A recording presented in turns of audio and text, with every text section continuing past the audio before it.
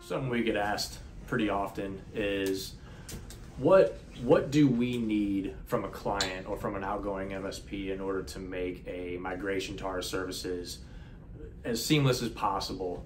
The big thing, I mean, we're already going to be able to obtain, all of the environment information, documentation, passwords, things like that from an outgoing MSP in what's called a run book.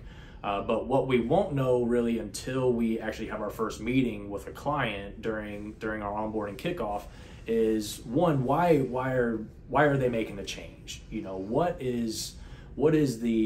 do we have as Acropolis that really appeals to you, or were there any kind of shortcomings that made you decide that you needed to make a change?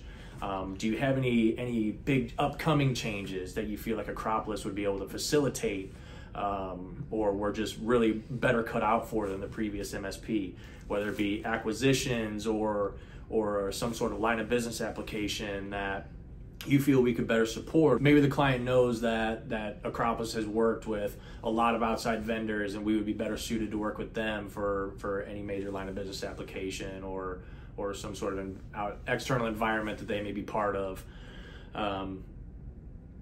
Really, I guess you can call it, what do we need from the client? We really need to know what that X factor is that they're looking for. What is it that Acropolis can provide that their current MSP can't? Really helping set us up to better service what they need. We would want to know who their key players are, major stakeholders, people that we may need to spend more time with whenever it comes to providing our services to them. We would also want to know if they have any sort of in-house IT person who has been maybe filling in that role, maybe not necessarily the IT guy, but just somebody who has been helping the previous MSP, facilitate some on-site work, things like that. Those are definitely good people to be in touch with during the onboarding process. They typically have some good information that possibly even the previous MSP doesn't. They usually have a little bit better intimate knowledge of the environment, whether it be networking, some sort of line of business application, how their users actually interact with their software and network.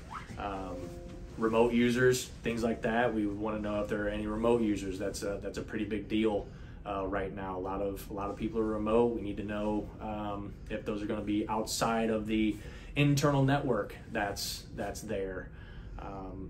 These are all things that you typically don't find in that run book from the previous MSP that we would typically find out during that first week whenever we have our initial conversations with the point of contact who's appointed.